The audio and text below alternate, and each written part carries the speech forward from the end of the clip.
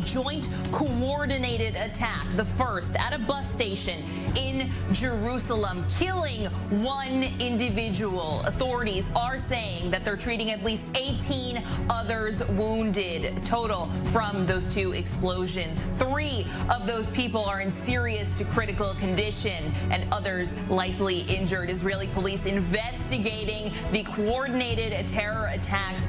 The explosion at the bus stop was thought to be an explosive device that had been left in a bag. Israeli Prime Minister Yair Lapid will hold a security assessment at the security headquarters in Tel Aviv at noon local time. Let's bring in our in-studio panel, Batya Leventhal, political and international affairs correspondent, and Ariel Oseron, Middle East correspondent. Batya, give us an overview of these events this morning. And this is quite outstanding for an event like this to be taking place on such a scale like this. You have to remember, Israelis are not used to bus explosions or bus bombings, so to speak. This is very reminiscent of the era of the Intifada. And so this was quite, for any terror attack to happen so early in the morning in mass commute is considered to be quite a big deal. But for Israelis, this is really unexpected in terms of what happened this morning. 2 different, as you mentioned, coordinated blasts happening at 2 different entrances to Jerusalem, one of them on the main highway between Jerusalem and Tel Aviv. So this is just really an attack of enormous scale in terms of both what the actual attack was in its actual foundations, as well as what was going on in terms of now, obviously, the wounded, the amount wounded. We're talking about peak hour traffic. You have to also remember this is peak hour in terms of commuters. And I find this quite ironic that just yesterday we had security officials, ambulance officials, all working on our train stations running a drill for a mass attack on a similar scale, but obviously much broader, that, so many comments are now coming out that perhaps, why not do this on the bus system? Because, as I mentioned, this is not something that's reminiscent of this current era in terms of what Israelis would have thought nor expected. I want to bring in I-24 News Middle East correspondent Ariel Oseron. Ariel, we have heard from Hamas this morning saying, quote, the Zionist occupation is paying the price today for the crimes it commits and aggression against our people and the Al-Aqsa Mosque. We have warned about this repeatedly. Our people will not remain silent in the face of this, and the outrage at the Al-Aqsa will explode and spread in all regions. We're just getting news that Palestinian Islamic Jihad is praising these joint coordinated attacks, as well as checkpoints in and around the Jenin area have been closed. Walk us through what the Palestinian factions would think about an event like this and the likelihood that an event like this was either a lone wolf or perhaps someone from these separate factions. Right, Hamda. So as to your first question, I think this is exactly what the Palestinian terror groups are looking for, hoping to see. They want to see such attacks that don't have the hallmark of a organized of an organized framework working together under the auspices of one of the known groups, because that will lead to crackdown against said groups. And so they want to see such attacks, whether it's lone wolf or some local organization in Jerusalem. The fact that the suspect in putting down these explosives is still at large is another cause for celebration there. And look, the response tying this to Al-Aqsa, this is something that we see almost on a daily basis after attacks against Israelis.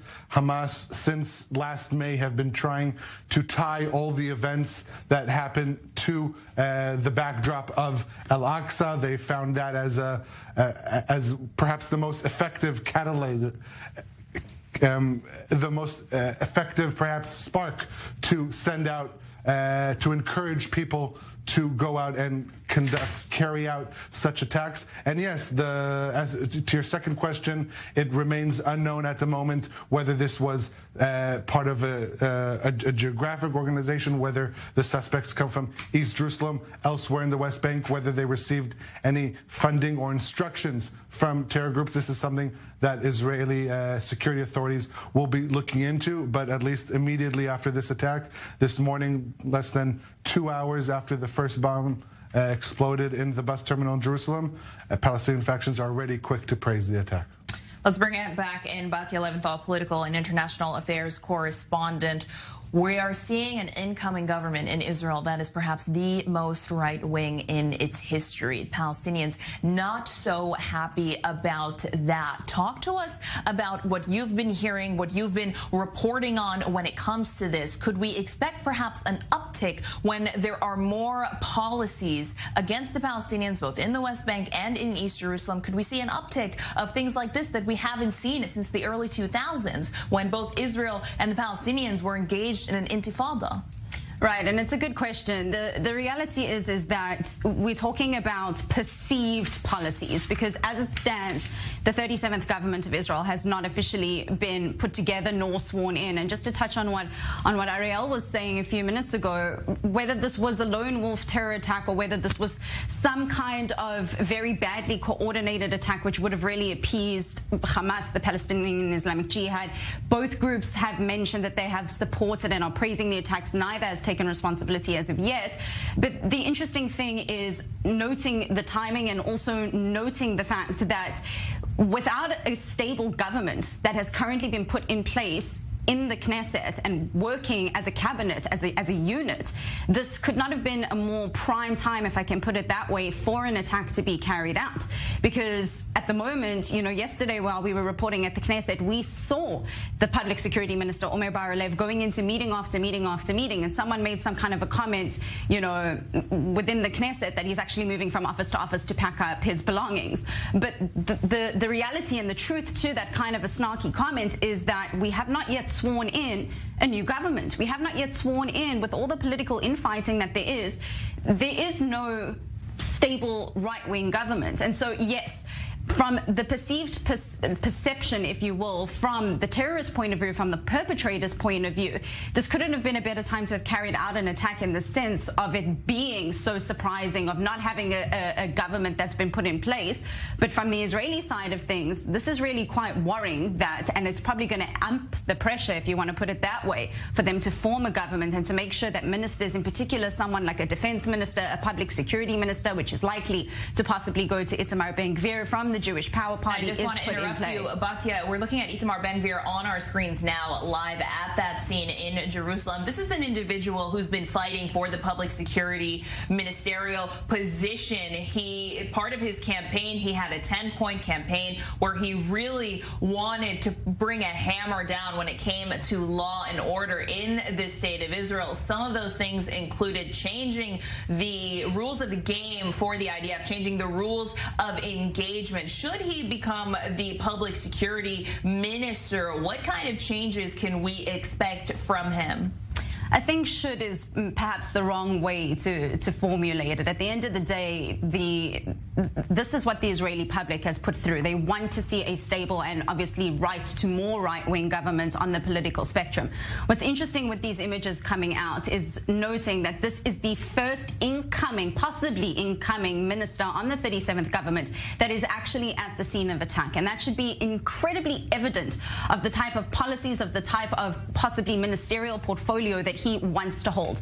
As you mentioned, he's been vying, in fact, for this position. It's caused negotiations over the last couple of days to sort of fall apart, because not only does he want to have control over the police, which is what the public security minister will have, but he also wants to extend that portfolio to the periphery regions as well, to the Negev, to the Galil.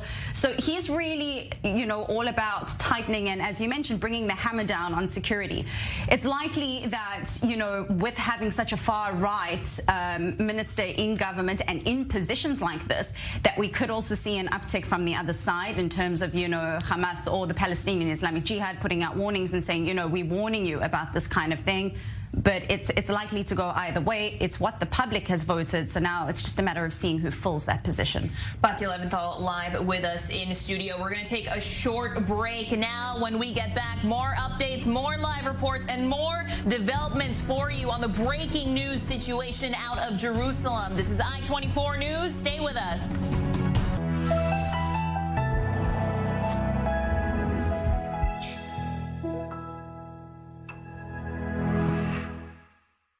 Hey, it's you again. Ready? Let's go. One show, a whole lot of perspectives. He is part of the problem. You want to talk about deplatforming? People are losing their lives. Not just what happened, but why does it matter? I'd like to finish my point. You're the one stretching terms here. You could be a fantastic CNN reporter. Join us every night, 8 p.m. Eastern on Global Eye. The global conversation starts here. We're on the inside of political and religious passions in Jerusalem, breaking down the financial trends shaping the global economy, giving you key context, not just headlines, with the stories from Israel that touch the U.S. and those across the region with impact far beyond its borders. Catch the rundown where the Middle East meets the world. Imagine being able to see into the future. What innovations will change the world as we know it? Join us as we meet the people changing our planet and discover the inventions shaping tomorrow. Israel Business Beat, Sundays and Wednesdays, 9:30 p.m. GMT.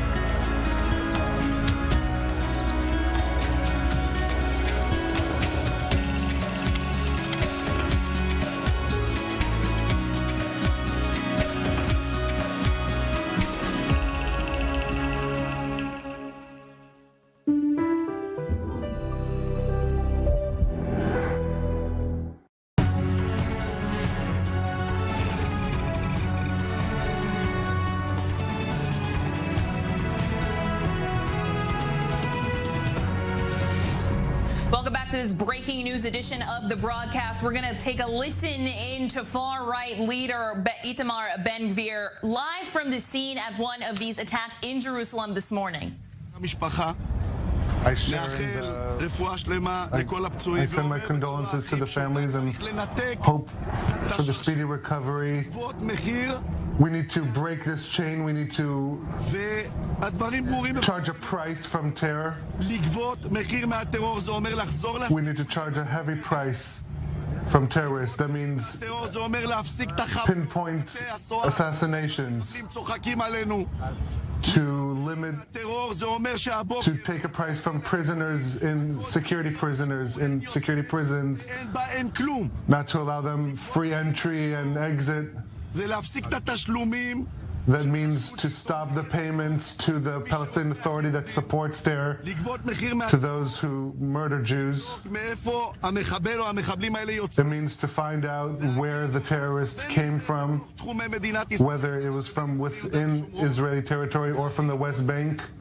To impose a curfew, to go home by home, to look for weapons, to bring back deterrence. I'm not going to talk about politics, but I will say one thing. We must form a government as fast as possible. The terror doesn't wait.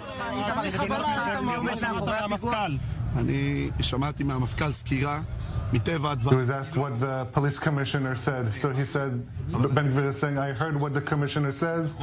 I will say that I trust security forces. From here, I'm going to the hospitals to visit the wounded. And I'm saying clearly, we have to support our soldiers, our police officers, and return to pinpoint assassinations, targeted assassinations, to go back to controlling Israel, to keeping terror at bay. Organized terror is something that we can deal with and we must deal with. I'm saying as clearly as possible, we need to take a price from terrorists. We can do it very simply, very practically. We have to close the security prisons in Israel, not to allow free access there. We have to give the minimum according to law, but anything else, no. We can beat terror. We can go back to ruling this country. I strengthen the hand of all police officers and security forces here, but the government's policy needs to change. And that's why I want to be the Interior Defense Minister. We need to take a price from terror. You just heard from far-right leader and ultranationalist Itamar Ben-Gvir live at the scene there from one of the two attacks in Jerusalem this morning. I'm going to bring back in our panel in just a second, but let's head to Jerusalem now, where volunteer medical help, the United Hatzalah spokesperson Raphael Poch, is live for us. Good morning to you. Thank you so much for joining us on the program. Talk to us a little bit about the medical assessment now from the injuries. How many are seriously wounded? How many in critical condition? We do understand there has been one death so far. Please give us your assessment. So our volunteers received the alert. Actually, even before they received the alert, some of our volunteers were directly in the area where the explosions took place. Unfortunately, I just found out that one of our volunteers was actually injured in one of the explosions. The injuries that they saw, they automatically called dispatch, alerted them to what was going on, brought more resources, and treated. In one explosion, there were 5 people who were physically injured. One was in critical condition. I understand they've passed away. And then there's another who was in serious condition, and 3 others were in light to moderate condition. In the second location in the remote junction, there were 3 people who were injured. In both locations, we also treated people for emotional and psychological shock. We stabilized them at the location and then sent them off for continuing treatment as well in the hospital. Talk to us about what kind of injuries we're seeing. Are we seeing it from shrapnel? Are we seeing it from the bus parts? Talk to us about what these people are experiencing who are in these critical stages. Well, some of the injuries were actually blast injuries from the explosive device going off itself. Those were people closest to the area and obviously the ones who were more seriously injured.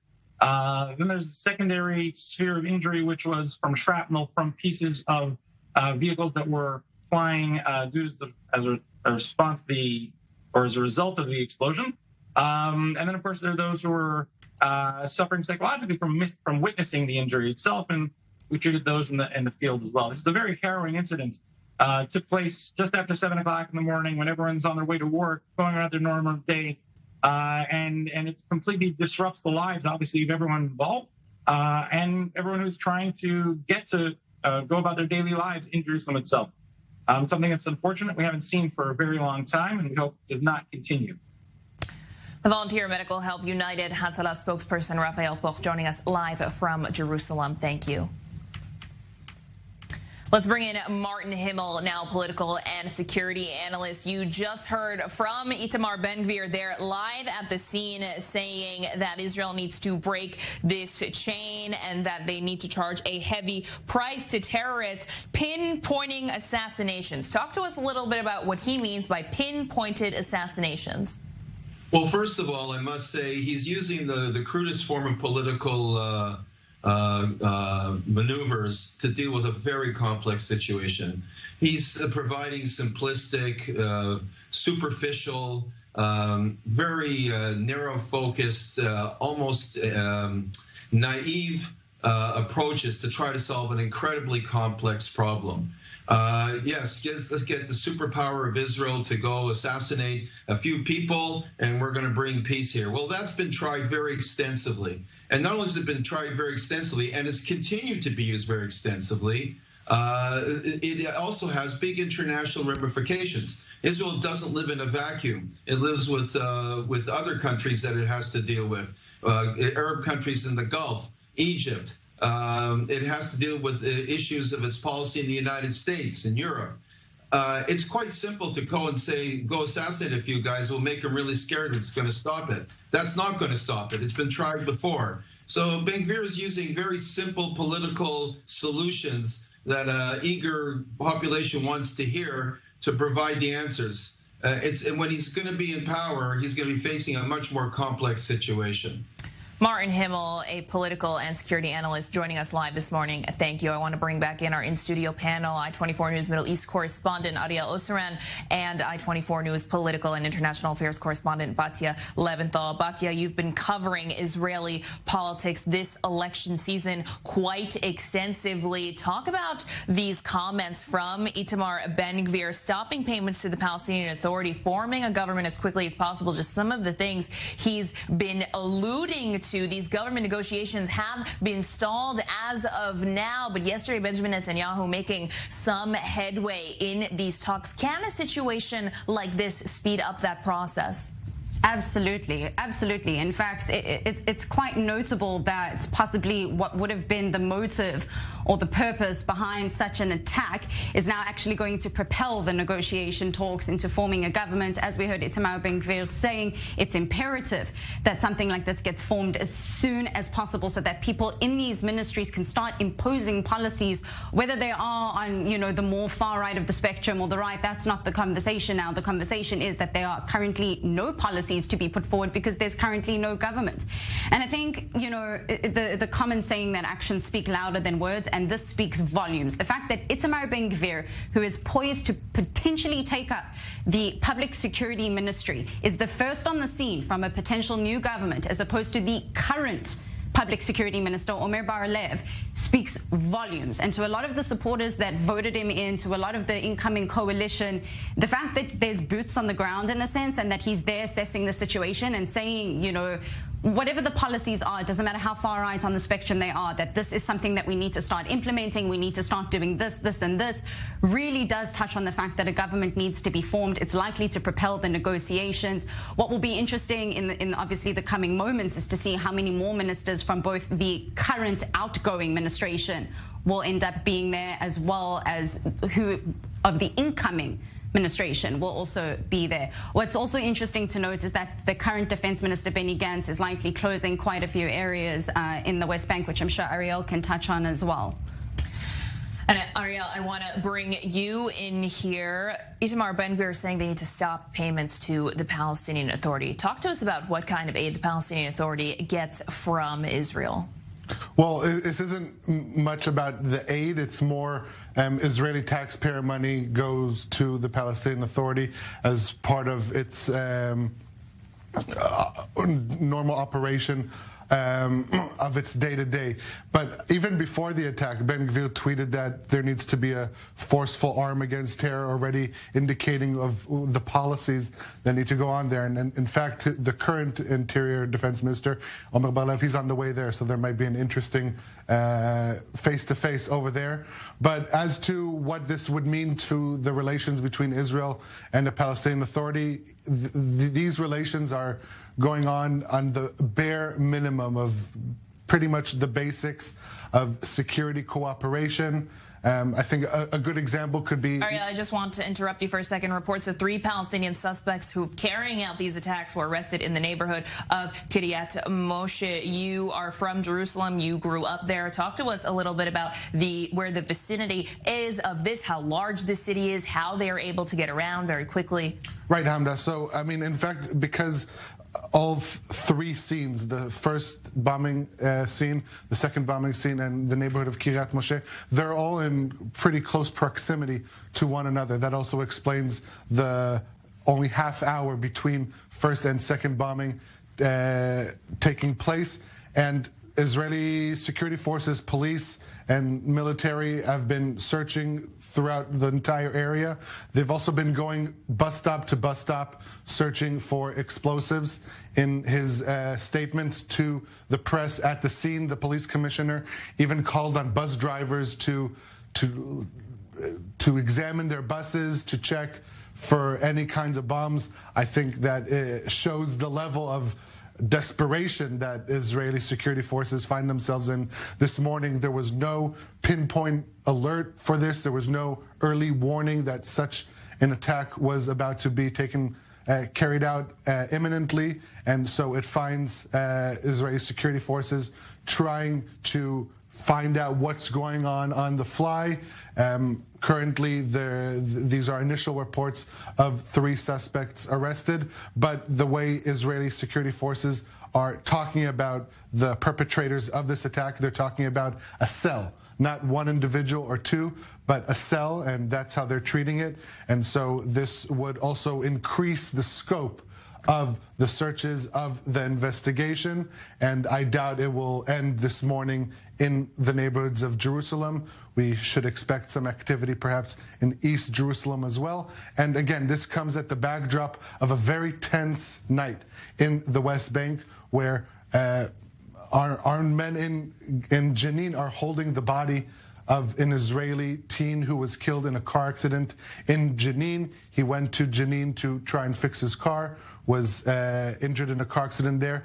Gunmen kidnapped his body from the hospital, disconnected him from the machines, and have been holding him for a few hours now. So that's another key point of interest for Israel this morning. Batya Leventhal and Ariel Oseran joining me live in studio on the breaking news. 2 blasts in Jerusalem and what authorities are calling a coordinated joint effort. This is I-24 News. Be sure to stay with us all day long for constant updates on the development.